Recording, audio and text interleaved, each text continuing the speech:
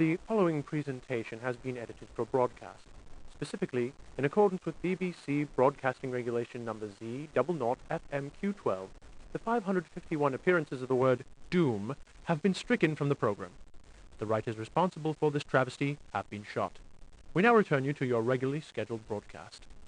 System Shock completely reinforces Origin's status as an industry leader. This cyberpunk arcade adventure sets new standards for first-person games. Nothing we've seen before even comes close. It's got mood, exploration, puzzle solving, and nerve-damaging action. You can actually see your pulse skyrocket. Don't mince words now. Tell us what you really think. Okay. Did I mention the awesome context-sensitive soundtrack? How about the ability to look up, down, and around corners?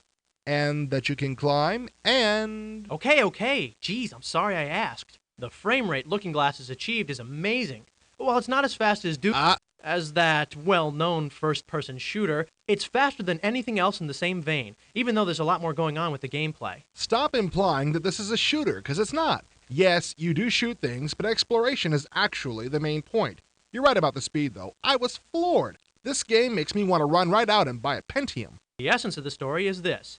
You're a hacker. You hacked in somewhere you oughtn't have, thereby attracting the attention of Tri-Optimum Corporation. You thought they would do you in, but instead they offered you a job.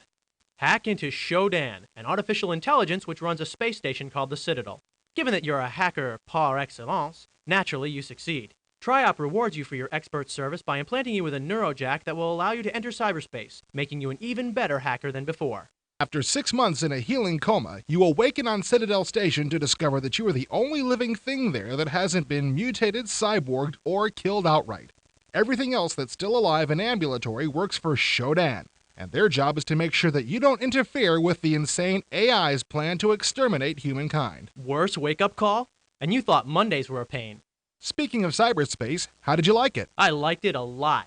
It's definitely better than previous attempts. Like in Neuromancer and Bloodnet? Exactly. You can jack into the system and open doors, download security upgrades, all kinds of things. Still, it wasn't as realistic as it could have been. I'd have liked it better if it felt more like hacking than playing an arcade game. Cyberspace is the only thing I don't love about this game. The problem is, cyberspace is very disorienting and hard to get around in. The walls are just wire frames, making it hard to get an overview of your area.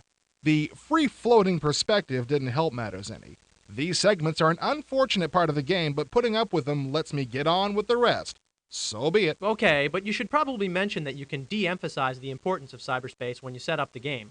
For that matter, you can customize the game exactly to your preferences by setting difficulty levels in combat, cyberspace, puzzles, and missions. Back in the real world, some hefty neutral implants give you the ability to incorporate hardware and software items into your consciousness. These include map chips, targeting software, and the rear view glasses shown here. I really like the way you can pick up software that gives you special abilities. Auto mapping, surround views, full screen mode, and so on. It's about the first C-Punk game I've seen that accurately reflected this aspect of the genre. If you thought the levels in that other game were twisted, you ain't seen nothing yet. If you put MC Escher, Sid Mead, and H.R. Geiger in a room together and said, "Make a space station," they'd probably turn out something like this. The heck with combat, let's find a tour guide. Nah, this wouldn't be nearly as much fun with a guide. Can you picture it? To your left, you will notice a Hopper security droid in its natural habitat. Oh look, it's about to blow fist-sized holes in your torso with an autocannon. Of course, no first-person save-the-world-from-technology-gone haywire game would be complete without nasty creatures with a taste for your spleen. The variety of monsters in this game is equaled only by your means of doing them in. Sometimes danger hides in the shadows and takes potshots at you from down the hall, and sometimes it's right in your face. Most of the monsters, the robots in particular, have obviously been rendered in 3D Studio. So much for our theory that nothing good can come out of that particular package. Yep, Looking Glass clearly doesn't subscribe to the all-glitz, no-gameplay formula. The interface is about the easiest imaginable control system for a 3D game. Although the mouse can do everything, the method of choice is to use the keyboard to move and look up and down with your left hand. With your right, you use the mouse to manipulate items, change your MFDs, and blast the enemy into oblivion. Clicking on the panels of this box lets you crouch or crawl with an appropriate shift in viewpoint. The controls are pretty good, but I don't know about the easiest imaginable. If the Cyberman worked the way it was supposed to... Oh, would you quit whining about the Cyberman? I'm sick of hearing about how it only has one bit of resolution and isn't properly ergonomic, blah, blah, blah. System Shock may well be the most visually versatile game yet, allowing you several views of the action. You start off with your normal view. You can also lean your body left and right to peek around corners. Picking up an add-on gives you a rear view. Another lets you go to full screen mode, complete with your regular MFDs and icons. If you really want to freak out, suck down some of the crazy hallucinogens scattered about. As you explore the station, you'll encounter lots and lots of bodies. Don't be squeamish, search them. Where there's dead people, there's usually at least one log entry you can read. These journals, written by the former inhabitants, describe the events you missed while in your healing coma. They also contain valuable clues, so if you want to stay alive, not to mention having a shot at stopping Shodan, pay attention to the voices of the dead. One cyber headache aside, System Shock is one of the best games I've ever played. I agree.